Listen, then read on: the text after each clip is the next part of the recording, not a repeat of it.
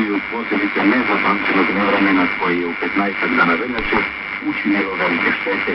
Potpuno su dana bili bez struje, bez vode, udaljeni 20 i više kilometara do najbližih centra i Karlobaga.